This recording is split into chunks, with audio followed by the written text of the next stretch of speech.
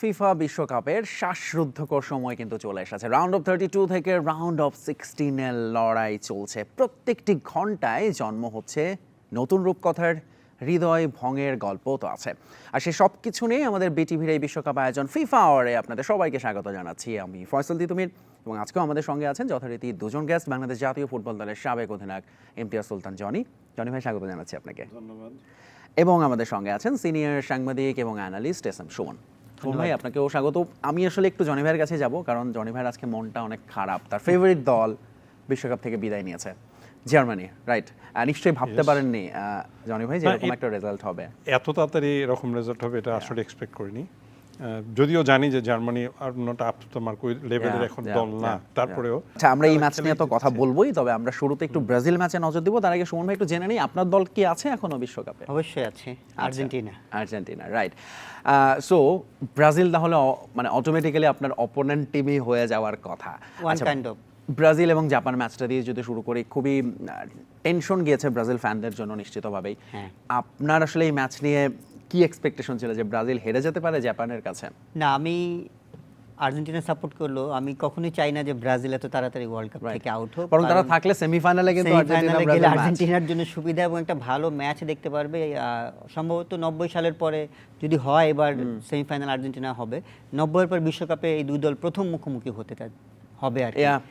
এটা একটা ভালো খেলা হোক, আমরা চাই বিশ্বকাপটা যেন জমজমাট থাকে, কারণ একটা বিশ্বকাপ যদি ব্রাজিল অবশ্যই নিঃসন্দেহে বড় দল, তারা 5 বারের চ্যাম্পিয়ন, আর্জেন্টিনা তো ডিফেন্ডিং চ্যাম্পিয়ন।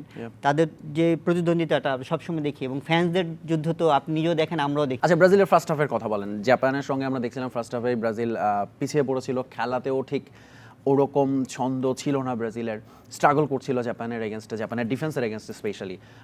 সেকেন্ড হাফে অফকোর্স কার্লো আনচেলত্তির মাস্টার ক্লাস আমরা দেখেছি, কিন্তু তার আগে একটু ফার্স্ট হাফ নিয়ে আপনার কাছে জানতে চাই, what went wrong for Brazil আসলে ব্রাজিল আসলে ফার্স্ট হাফে নিজেদের যেভাবে মেলে ধরার কথা আমার কাছে মনে হচ্ছে সেটা ধরতে পারেনি, কারণ তাদের অ্যাটাকিংটা যেই ফেজে হওয়ার কথা ছিল দুই উইং থেকে, সেই দুই উইং ব্রাজিলকে খুব ভালো সাপোর্ট দিতে পারে। ভিনিসিয়াসকে খুঁজেই পাওয়া যাচ্ছিল না, ভিনিসিয়াসকে খুব ব্লক করে রাখা হয়েছিল জাপানের ডিফেন্সের মধ্যে, কারণ তাকে যেই আমরা আগের দুই ম্যাচে যে গ্রুপ পর্বের ম্যাচগুলোতে দেখেছি যে ভিনিসিয়াসকে, সেই ভিনিসিয়াসকে কিন্তু কালকে ফার্স্ট হাফে আমরা ওইভাবে আসলে দেখতেই পারিনি।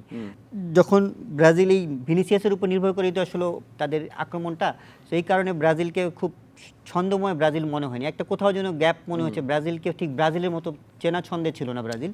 যে সুযোগটা আসলে জাপান একটা কাউন্টার অ্যাটাকেই বলটা যেটা গোল দিয়েছে, সেই গোলটা তো আপনি যদি দেখেন ডিফেন্সের কিন্তু ব্রাজিলের যে ডিফেন্ডারটা চার্জও করেনি, যে সরে গিয়ে গিয়েছিল, ক্যাসেমিরো বা কেউ চার্জও ছিল না, মানে একদম পুরো একটা ওপেন স্পেস থেকে গোলটা দিল। সেটা বিশ্বকাপে জাপান ওই একটাই শট নিতে পেরেছে, জাপান একটাই শট করেছে, একটাই গোল করেছে। জনি ভাইয়ের কাছে আসবো যে প্রসঙ্গে, সেটা হচ্ছে এই ম্যাচটা বলা হচ্ছে যে ব্রাজিল জিতেছে কার্লো আনচেলত্তির ট্যাকটিক্সে, এবং তিনি আসলে দলকে একেবারে বদলে দিয়েছেন সেকেন্ড হাফে।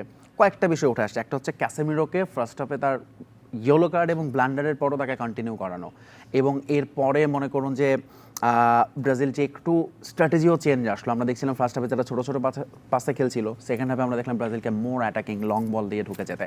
মানে আপনার কাছে অ্যাজ আ ফুটবলার এই কোচের আসলে ওই মাঝখানের সময়টুকুতে 10 মিনিটে তিনি একটা বক্তব্যও রেখেছেন লকার রুমে প্লেয়ারদের উদ্দীপ্ত করার জন্য, এটা আসলে কতটা প্রভাব ফেলেছে? খুব ন্যাচারাল এই বিষয়টা, কারণ কোচ একটা কিন্তু বড় ইম্প্যাক্ট আছে যে টিমের জন্য, তার প্ল্যানিংয়েই কিন্তু হ্যান্ডেলিং হয় বিষয়টা। যখন খেলোয়াড় এটাকে মানে মাঠে যখন এটা প্রুফ করতে পারে যে যেটা বলছে কোচ আমি এটা, তখন অটোমেটিক্যালি খেলা অনেক চেঞ্জ আসে। আর কোচ তো শুধু একটা খেলোয়াড়কে দেখে না, সব খেলোয়াড়কে দেখে, মাঠের অবস্থা বোঝে।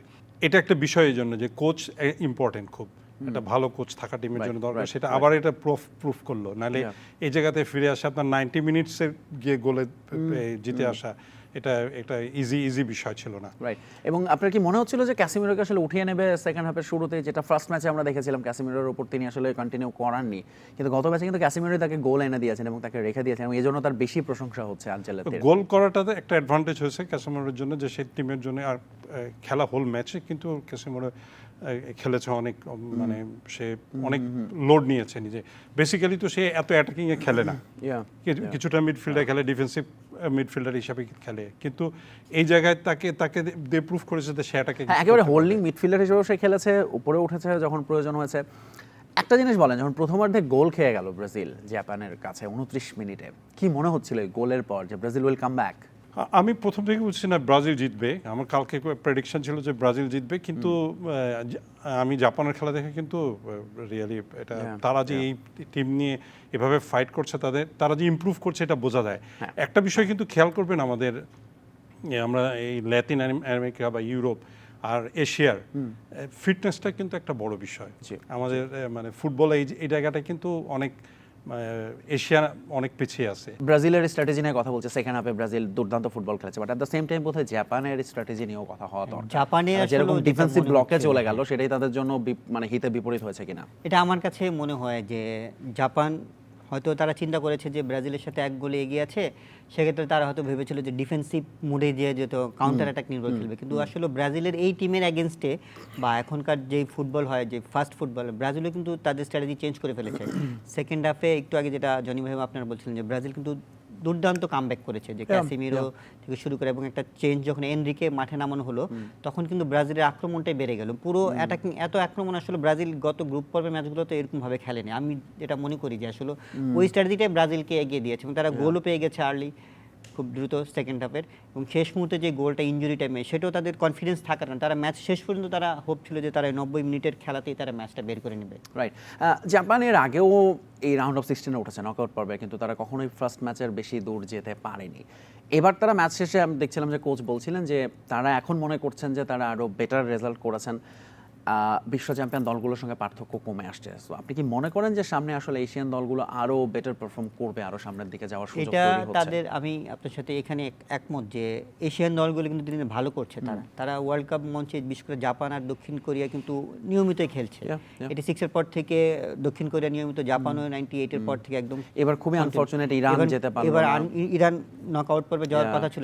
সাউথ কোরিয়াও সারপ্রাইজিংলি সাউথ বাদ পড়ে কোরিয়া গেছে। প্রথম ভালো শুরু করে পারেনি।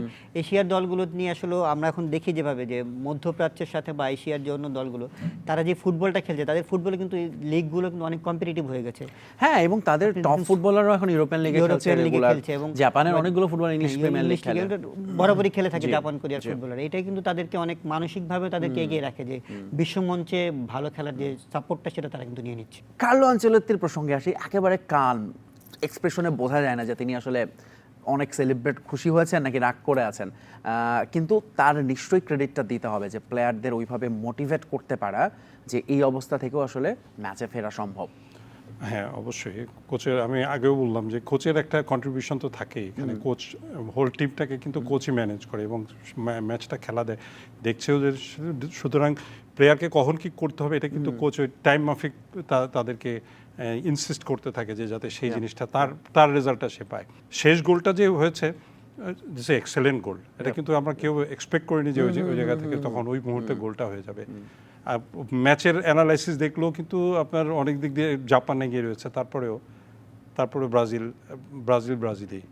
ব্রাজিলকে অন্য কিছুর সাথে তুলনা করাটা আপনার মুশকিল। তারপরে তো ওদের টিমে রাফিনও নাই, ওর ইনজুরি হওয়ার, তার জায়গায় রায়ান কেমন করলো? সুমন ভাই, রায়ানের খেলা কেমন লাগলো? রায়ান ভালো, প্রত্যাশা অনুযায়ী খেলেছে। বিশেষ করে কোচ কার্লো আনচেলত্তি তার উপর যে ভরসাটা রেখেছিলেন সেটা প্রমাণ করেছে কিন্তু রায়ান। রাইট।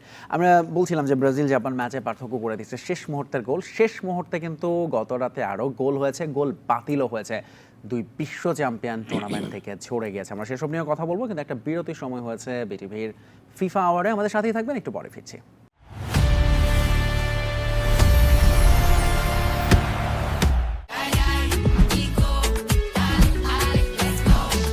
ফিফা বিশ্বকাপ 2000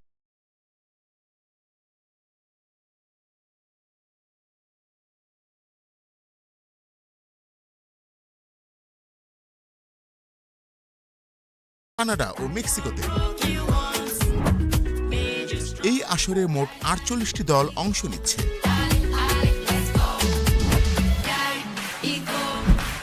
বিশ্বকাপের খেলা দেখতে চোখ রাখুন বিটিভির পর্দায়।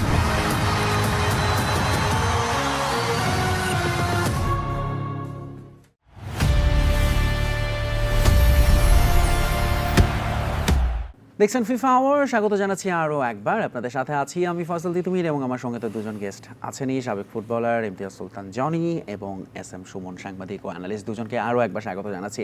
আমরা জনি ভাইয়ের কাছে আবার যেতে হবে শুরুতেই, জার্মানি প্যারাগুয়ে। আমার ধারণা বাংলাদেশের অনেক মানুষই ব্রাজিলের ম্যাচটা যতটা আগ্রহ নিয়ে দেখেছে, তার আগে জার্মানি প্যারাগুয়ের রেজাল্টটা বোধহয় তারা প্রেডিক্ট করতে পেরেছিল যে এই ম্যাচ নিয়ে আসলে এত তো আর গুরুত্ব দিয়ে দেখার কিছু নেই, জার্মানি জিতবেই। কিন্তু সেই জায়গাটায় জার্মানির এই ফলাফল কতটা শকিং জনি ভাই? এক্সপেক্ট করি নাই যে ফার্স্ট এই রাউন্ডেই চলে যাবে, Yeah, 16-এ চলে yeah, যাবে, এটা yeah, এক্সপেক্টেবল yeah. ছিল না।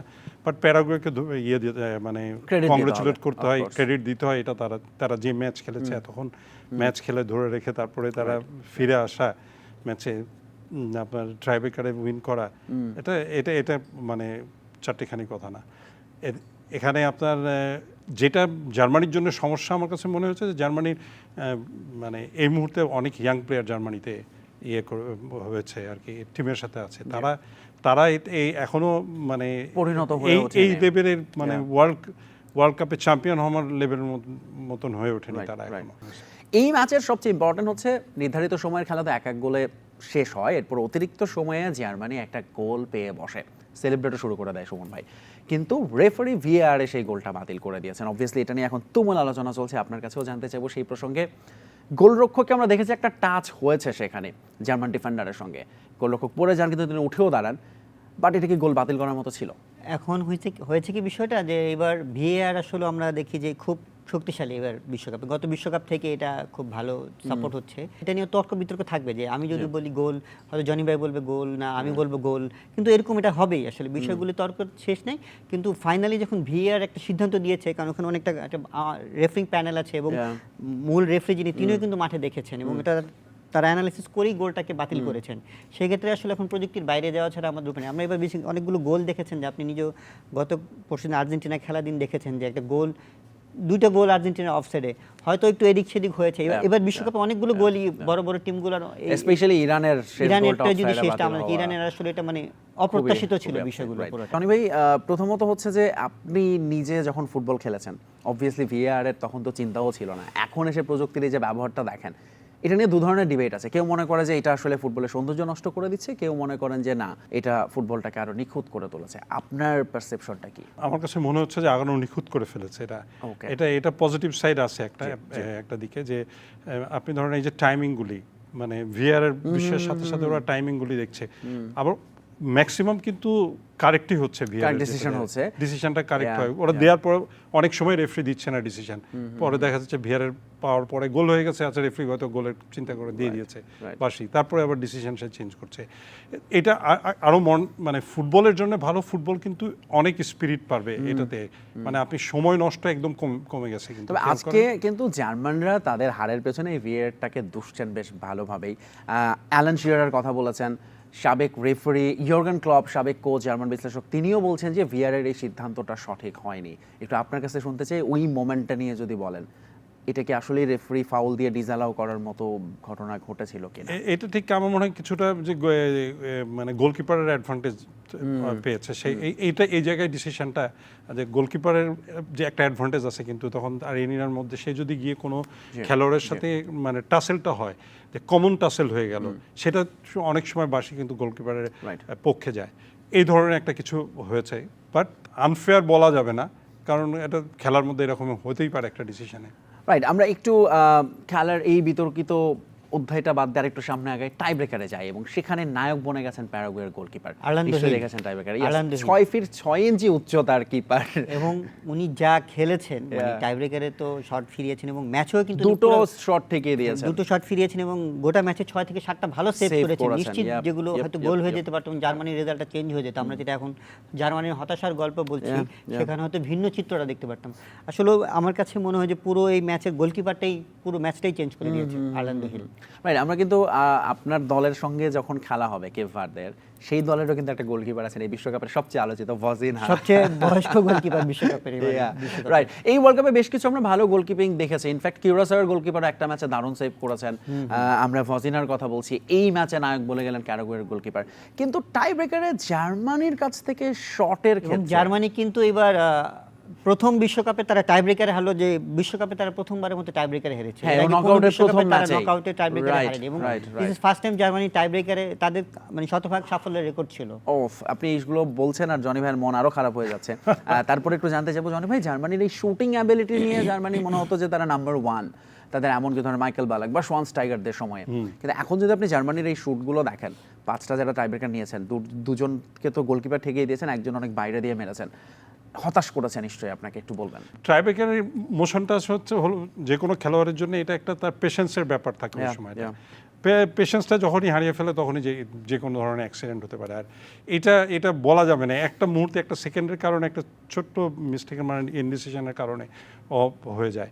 তো এটা মানে খেলোয়াড়কে দোষও দেওয়া যাবে না, আবার এই জায়গাটায় রেজাল্টটা তো এখানেই ডিপেন্ড করবে। কোচকে দোষ দিচ্ছেন এবং এরই মধ্যে কোচ নেগেলসম্যানের চাকরি হুমকিতে পড়ে গেছে। আপনি কি মনে করেন যে এই কোচের কন্টিনিউ করা উচিত, নাকি জার্মানি শুড? আমার প্রথম থেকে কোচের উপর আমিও খুব একটা হ্যাপি না, স্যাটিসফাইড না তার কোচিং এ। অলরাইট, আমরা আরেকটা নাটকীয় match, Netherlands versus Morocco. Surprise এখানেও আছে, মরক্কো নেদারল্যান্ডসকে টাই ব্রেকারেই বিদায় করে দিয়ে পৌঁছে গেছে টুর্নামেন্টের পরের পর্বে, রাউন্ড অফ 16-এ।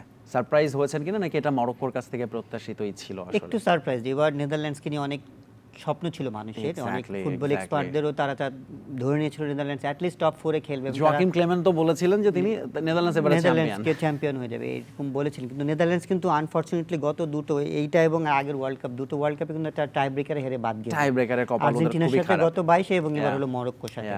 এবার আসলে নেদারল্যান্ডসের আমার কাছে মনে হয় কি তাদের একটা জায়গা কোথায় দিয়েছেন, তাদের সাথে লাকটা তাদের সাথে থাকে না। টাই ব্রেকারে যে মিসগুলো হলো তাদের, মানে এটা পোস্টের বাইরে কোথাও, মানে পোস্ট, মানে গোলকিপার কিন্তু প্রথম পাশে ডিফিট হয়ে গেল, লাগলো, এরপর পোস্টের বাইরে দিয়ে চলে গেল। গোলকিপার অন্য ডিরেকশনে গিয়েছিলেন, তারপর তারা গোল দিতে পুরোপুরি পারেনি। রিঅ্যাকশনে, কিন্তু তারপরে একটি শট যখন গোলকিপার হাত দিয়ে ফেরালো মরক্কো। নেদারল্যান্ডসের যেটা রেকর্ড হচ্ছে, তাদেরকে আপনি ওই 90 মিনিটসের মধ্যে হারাতে পারবেন না। এক্সট্রা টাইমেও তারা যদি না হারে, 2010-এর ফাইনালে স্পেনের কাছে হেরেছিল এক্সট্রা টাইমে, কিন্তু তারা টাইব্রেকারে যায় এবং টাইব্রেকারে ম্যাচটা হেরে যায়। নার্ভ নিশ্চয়ই এটাই সবচেয়ে বড় ইস্যু। ট্রাইব্রেকারে তাই হয়, নার্ভটাই বড় ইস্যু ট্রাইব্রেকারে। যে আর এটা যদি মানে ফ্লিক অফ সেকেন্ডের বিষয় ডিসিশনটা আসে, বা মিস্টেকটা ফ্লিক অফ সেকেন্ডে আসে, অত ওই যে অনেকগুলো বলই বারের উপর দিয়ে চলে গেছে। কিন্তু আমরা আজকে ট্রাইব্রেকারগুলি দেখলাম বেশ কিছু বল যারা মানে হচ্ছে বাইরে, এটা তো যাওয়া কোনো মানে রিজন নাই বা হওয়ার কথা না। এই ম্যাচে অনেক ছোট ছোট গল্প আছে, স্পেশালি গ্যাকপোর স্টোরি। নিশ্চয়ই সুমন ভাই জানেন যে গ্যাকপোর 2 দিন আগে, আজকে তিনি গোল করেছিলেন, গোল করে তিনি কেঁদেছেন, কারণ 2 দিন আগেই তাদের অনাগত সন্তানটা মানে মিসক্যারেজ হয়ে গিয়েছে, মারা গিয়েছে, এবং সেটার কারণে পুরো দল একসাথে সেটা সেলিব্রেট করছিল। কিন্তু মরক্কোর আফ্রিকান, তারা এখন জায়ান্ট হয়ে উঠেছে বলতেই হবে। শেষ মুহূর্তে যেভাবে তারা ম্যাচে কামব্যাক করলো, এবং ওই সময় আমি দেখছিলাম যে তাদের যে গোল করেছেন তিনি, ইসা দিওপ, 6 ফিট 4 ইঞ্চি উচ্চতার, এবং তিনি ওইখানে নেদারল্যান্ডসকে বলা হয় সবচেয়ে টলেস্ট, তাদের চেয়েও বেশি উঁচু ছিল, এবং সে চমৎকারভাবে হেড করে গোলটা করলো। মরক্কোর ফিরে আসাটাও আসলে খুবই খুবই, আমি বলবো যে এই বিশ্বকাপটাকে আরো জমিয়ে দিয়েছে। মরক্কোর যে জিনিসটা আমার কাছে সবচেয়ে ভালো লেগেছে, যে তারা শেষ মুহূর্ত পর্যন্ত তারা তাদের হোপটাকে ধরে রাখে, এবং তারা ম্যাচ থেকে কখনো তারা ছিটকে যায় না, যে হয়তো পিছিয়ে আছে কিন্তু তাদের যে অদম্য যে মনোবলটা, অদম্য মনোবলটা তাদেরকে এগিয়ে রাখছে সবকিছু। ট্রু, দলে কোনো বড় তারকা নাই সে অর্থে, কিন্তু ধরুন আশরাফ হাকিমির সঙ্গে সাইবরি অবশ্যই বলতে হবে আলাদা করে তার কথা। ওরকম আলোচিত তারকা কিন্তু তারা তাই না, পুরো দল হিসেবে তারা খেলে, তাদের যে টিম এফোর্টটাই কিন্তু তাদেরকে এই পর্যন্ত নিয়ে আসতে সাকসেস। এক্স্যাক্টলি, আমরা কথা বলছিলাম ফিফা আওয়ারে, বিশ্বকাপে এরই মধ্যে আমরা রাউন্ড অফ 32 থেকে 4টা দল পেয়ে গেছি, যারা রাউন্ড অফ 16 নিশ্চিত করে ফেলেছে। আজকে আছে আরও 3টা ম্যাচ, মানে আরও 3টা দল যাবে রাউন্ড অফ 16-এ। সেই 3টে ম্যাচ নিয়ে কথা বলবো, কিন্তু একটা বিরতির পর। আমাদের সাথেই থাকবেন, একটু পরে ফিরছি।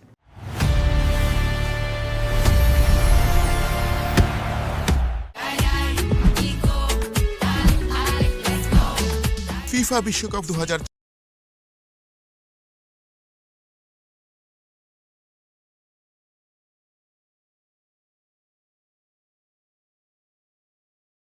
যুক্তরাষ্ট্র, কানাডা ও মেক্সিকোতে। এই আসরে মোট 48টি দল অংশ নিচ্ছে।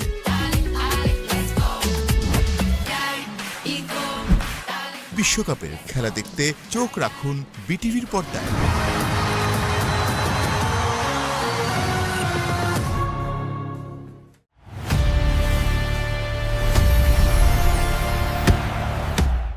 চলছে ফিফা বিশ্বকাপ নিয়ে বিটিভির বিশ্বকাপ আয়োজন ফিফা আওয়ার সাথে আছে আমি ফয়সাল তিতুমির বিরতির পর স্বাগত জানাচ্ছি আরও একবার ফিরছি আমাদের দুজন অতিথির কাছে ইমতিয়াজ সুলতান জনি সাবেক অধিনায়ক বাংলাদেশ ফুটবল দল স্বাগত আপনাকে আরও একবার এবং এস এম সুমন। আমরা নজর দিতে চাই আজকের রাতের ম্যাচগুলোতে। প্রথমে দর্শকদের জানিয়ে রাখছি রাত 11টায় নরওয়ে ভার্সেস আইভরি কোস্ট এবং এই ম্যাচটা কিন্তু সরাসরি দেখাবে বিটিভি এবং ব্রাজিল ফ্যানরা হয়তো এই ম্যাচে একটু বেশি করে চোখ রাখবে কারণ এই ম্যাচের জয়ী দল খেলবে ব্রাজিলের সঙ্গে রাউন্ড অফ 16-এ। রাতে বিগ ম্যাচ মাঠে নামছে বিশ্ব চ্যাম্পিয়ন সাবেক এবং বর্তমান রানার্স আপ ফ্রান্স, তারা মুখোমুখি হবে সুইডেনের এবং এরপর সকালে আয়োজক মেক্সিকো খেলবে ইকুয়েডরের বিপক্ষে। আমরা প্রথমে আইভরি কোস্ট এবং নরওয়ে ম্যাচটা দিয়ে শুরু করি। নরওয়ে ম্যাচ বললেই আগে আসলে হালান্ডের কথাই বলতে হয় আলাদা করে। আজকের ম্যাচে তিনি নিশ্চয়ই মাঠে নামবেন, কিন্তু গত ম্যাচে কিন্তু নরওয়ে একটা চমক মানে কি সমালোচনার শিকার হয়েছে। তারা মাঠে নেমেছিল ফ্রান্সের সঙ্গে, কিন্তু পুরো সেকেন্ড 11 নিয়ে তারা মাঠে নেমেছিল। সো আজকে নকআউট ম্যাচ, টিকে থাকা লড়াই নরওয়েকে। আপনি কি মনে হয় আজকে তাদের আইভরি কোস্টের সঙ্গে ম্যাচটা আসলে কতটা সম্ভাবনা দেখছেন নরওয়ে? আপনার এটা তো যেহেতু নকআউট পর্বের ম্যাচ, ফুল ফেজারই তাকে খেলতে হবে, ফুল টিম মানে তাদের বেস্ট টিমটাকেই তাদের নামাতে হবে, তাই করবে তারা নিশ্চয়ই। আমার এক্সপেকটেশন হচ্ছে যে Norway will be the favourite এই দুইটা ম্যাচের মধ্যে, এবং তাদের কাছে যে সব ইউরোপিয়ান মানে সব তো ইউরোপিয়ান লিগে খেলা প্লেয়ার, এটা তাদের জন্য একটা বড় অ্যাডভান্টেজ। কিন্তু নরওয়ের একটা প্রবলেম আছে সুমন ভাই, সেটা হচ্ছে তারা গোল করছে বটে, খাচ্ছেও কিন্তু অনেক। এই ওয়ার্ল্ড কাপে আমি দেখছিলাম তারা গোল করেছে 8টা, খেয়েছে 7টা গ্রুপ পর্বের 3 ম্যাচে। সেম প্রবলেম আইভরি কোস্টেরও আছে, তারা প্রত্যেক ম্যাচে নিজেরা প্রথম গোল করছে, এরপর আবার খেয়ে বসছে। সো এই দুটো দলের লড়াই কি মনে হচ্ছে যে আজকে অনেকগুলো গোল দেখবো আমরা আশা করি, কারণ একটা ভালো ম্যাচ হলে, ভালো গোল হলে, বেশি হলে গোল, কম্পিটিটিভ গোলগুলো হলে কি মানে দর্শকরা আসলে ম্যাচটা বোর হয় না। যেটা তো যদি হয় গোল না হলে, ফুটবল তো আলটিমেটলি গোলের খেলা, তো গোল না হলে হয় কি দর্শকরা আসলে এখন যেই লেভেলে ফুটবলগুলো হয়, যে ধরনের খেলা হয়, তাতে দর্শকরা কিন্তু গোল এক্সপেক্ট করে বেশি। আর যেহেতু নরওয়ের আক্রমণ ভাগ কিন্তু আসলে ঈর্ষণীয়, যে হালান্ড কিন্তু প্রত্যেক যে গ্রুপ পর্বে 2টা ম্যাচ খেলেছে, 2টা ম্যাচে গোল পেয়েছে। এবং যে আগের ম্যাচে লাস্ট ম্যাচটাতে হয়তো তাদের কোচ পরীক্ষা নিরীক্ষা করেছেন অনেক বেশি, রেস্ট দিয়েছেন। এটা কিন্তু তাদের জন্য আসলে একটু মানে ভালো হতে পারে যে তারা একটু রেস্ট করে এই ম্যাচটাকে নতুন, মানে যদি তারা ম্যাচে ভালো পারফর্ম করে ভালো হবে, সমালোচনা হবে। যেটা গত বিশ্বকাপে আমরা দেখেছি যে রোনালদোকে নিয়ে যখন তাদের কোচের এক্সপেরিমেন্টটা ছিল, শেষ মুহূর্তে বসে অনেকগুলো বিষয় আপনারা দেখেছেন, জনিবারে দেখেছেন। নরওয়ের একজন খুবই সারপ্রাইজিং একটা ক্যারেক্টার হতে পারেন আজকে, তার নাম হচ্ছে অ্যান্টোনিও নুসা, যাকে বলা হয় নরওয়েজিয়ান নেইমার। খুবই ইন্টারেস্টিং। সো নরওয়ে এবং আইভরি কোস্ট ম্যাচ নিয়ে তো কথা আমরা বলছি, শেষ করবো এই ম্যাচের আলোচনা। আরও 2টো ম্যাচ আছে, সেটা নিয়েও কথা বলবো, বাট প্রেডিকশন দিয়ে জনি ভাই আজকের ম্যাচের প্রেডিকশন যদি জানতে চাই, এই ম্যাচে নরওয়ে ভার্সেস আইভরি কোস্ট গোল কে কতটা করবে বলেন? আপনি নরওয়েকে এগিয়ে রেখেছেন। হ্যাঁ, আমি এগিয়ে রাখছি নরওয়েকে, কিন্তু বাট আমি গোল সংখ্যাটা আমি বলাটা মনে করি না এটা ঠিক হবে। ওকে সুমন ভাই, আপনার আমিও জনি ভাইয়ের মতো বলবো যে আমি ডেফিনেটলি নরওয়েকে এগিয়ে রাখছি, কারণ আপনারা দুজনেই সেফ খেলছেন। সেফ না আসলে এখানে কি ম্যাচটা প্রেডিকশন আমরা হয়তো বলতে পারি 2-1 গোল, 3-2 গোল, এটা হতে পারে, বাট আবার নাও তো হতে পারে। আচ্ছা এটা বলেন যে খেলা কি এক্সট্রা টাইমে যাবে নাকি 90 মিনিটসে শেষ হবে? সম্ভাবনা আছে এক্সট্রা টাইমে যাওয়ার। আমার কাছে মনে হয় না 90 মিনিটস শেষ হয়ে যাবে। ওকে, আমরা পরের ম্যাচে নজর দিব, যেখানে মাঠে নামছে কিলিয়ান এমবাপ্পে, এবং অবশ্যই এই ম্যাচেও তারা আসলে ফেভারিট সুইডেনের সঙ্গে। ফ্রান্স এবং সুইডেন এই দুটো দল ইউরোপেরই দল, রেগুলার তাদের দেখা হয়, কিন্তু বিশ্বকাপে প্রথমবার দেখা হচ্ছে। এবং এই ম্যাচে বোধহয় ফ্রান্সের অবভিয়াসলি ফ্রান্স তো জিততে চাইবে, সেখানে প্যারাগুয়েকে পাচ্ছে তারা সারপ্রাইজিংলি। ম্যাচটা হতে পারতো ফ্রান্স ভার্সেস জার্মানি, সেখানে এখন প্যারাগুয়ের সঙ্গে খেলবে। কিন্তু দলগত চেয়ে বোধহয় নজর থাকবে কিলিয়ান এমবাপ্পে আজকে কয়টা গোল করে। সেটা এমবাপ্পে কিন্তু এবারে বিশ্বকাপে শুরু থেকেই দুর্দান্ত, হয়তো লাস্ট ম্যাচটাতে কোনো গোল পায়নি, অপরদিকে দেম্বেলে হ্যাটট্রিক করেছে। সো এমবাপ্পে খুব ভালো স্ট্রাইকার, মানে অনেক বড় মাপের স্ট্রাইকার। তার বয়স এবং গতি, যেই আমরা 18 বিশ্বকাপে দেখেছি তাকে, তারপর 14 বিশ্বকাপের ফাইনালে তো সে হ্যাটট্রিক করলো, 66-এর পরে ফাইনালে সে প্রথম হ্যাটট্রিক ম্যান যে এমবাপ্পে হলো। এইবারও এমবাপ্পে কিন্তু আসলে দুর্দান্ত খেলছে, এবং যে আমরা গোল অলরেডি মেসির 6টা এবং তার 4টা, এখানেও কিন্তু একটা ওভারঅল গোল মেসি 19 তার 16। সো এই বিশ্বকাপটা আসলে এমবাপ্পের আর মেসি যতদূর যাবে ততদূরই হবে বলে মনে হচ্ছে। এমবাপ্পে আসলে ইনক্রেডিবল প্লেয়ার একজন। আমরা যদি সুইডেনের দিকে তাকাই, এই ওয়ার্ল্ড কাপের সবচেয়ে ফ্যাসিনেটিং অ্যাটাকিং জুটি আমরা দেখতে পাচ্ছি সুইডেনের। একজন হচ্ছেন আলেকজান্ডার ইসাক, দুর্দান্ত ফর্মে আছেন, এবং তার সঙ্গে আমরা দেখেছি ভিক্টর গাইকোরেস, দুজন ইংলিশ প্রিমিয়ার লিগে খেলেন এবং এই দুজনের সঙ্গে আবার গোল করেছেন দুটো ম্যাচে অ্যান্থনি এলাঙ্গা। মানে তাদের অ্যাটাকিং ট্রায়োটাও কিন্তু এই ডেম্বেলে, ওলিজে এবং এমবাপ্পের সঙ্গে ফাইট করার মতো। সো দুটো দলেরই আসলে আজকে অ্যাটাকিং ফুটবলই বোধহয় খেলবে। একটা হ্যাঁ, আমরা ভালো ম্যাচ দেখবো ডেফিনেটলি। আমরা আশা করছি যে একটা খুবই ভালো ম্যাচ হবে। দুটোই ইউরোপিয়ান টিম, আমরা তাদের কাছ থেকে মানে আর ভালো টিম দুটোই, প্রত্যেকে নিজেদেরকে প্রুভ করে ফেলেছে অলরেডি। বাট জিনিস মানে আপনি ম্যাচ যদি ধরেন, ম্যাচ কিন্তু ফেভারে যাবে হয়তো ফ্রান্সের। এই প্রসঙ্গে আসতে চাই, ধরুন ফ্রান্স তো ফেভারিট তারা, এবং সুইডেনের থেকেও বলা হয়েছে, ইব্রাহিমোভিচের মতো তারকা বলেছেন যে এই ম্যাচে আসলে ফ্রান্স পরিষ্কার ফেভারিট, তারা একেবারে ফর্মিডেবল টিম, তাদেরকে আটকানো খুব টাফ। প্রেশারটা কি তার মানে আলটিমেটলি ফ্রান্সের উপরে? বিকজ ধরুন সুইডেনের তো হারানোর কিছু নেই। আমি মনে করি না যে এটা প্রেশার, ফ্রান্সের মতন টিমের কাছে এটা প্রেশার আছে। সবাই ওখানে প্রফেশনাল প্লেয়ার, তারা এই লেভেলের ফুটবল সব সময় খেলে থাকে। তারা মানে ওয়ার্ল্ড কাপ খেলছে এটা আলাদা বিষয়, কিন্তু তারা যে সব টিমে খেলে সেগুলোর টিমে সবসময় তারা প্রেশার নিয়ে খেলে। আমি মনে করি এক্সট্রাঅর্ডিনারি কোনো প্রেশার হবে একমাত্র ইয়ে ছাড়া, আপনার ট্রাইবেকার ছাড়া। ওকে, অলরাইট, আমরা একেবারে শেষ দিকে চলে এসেছি। আর একটা ম্যাচে আছে আয়োজক মেক্সিকো ভার্সাস ইকুয়েডর। এই ম্যাচে কি মেক্সিকোকে ফেভারিট বলা যায় সুমন ভাই? মেক্সিকো ফেভারিট, মেক্সিকো স্বাগতিক, তাদের মাঠের কিছু সুবিধা পাবে। যদিও এই দু দল বিশ্বকাপে একটি ম্যাচে মাত্র মুখোমুখি হয়েছিল 2002 সালে, এবং সেটাতে মেক্সিকো জিতেছিল 2-1 গোলে। সেই দলের প্লেয়ার কিন্তু আবার এখন তাদের কোচ।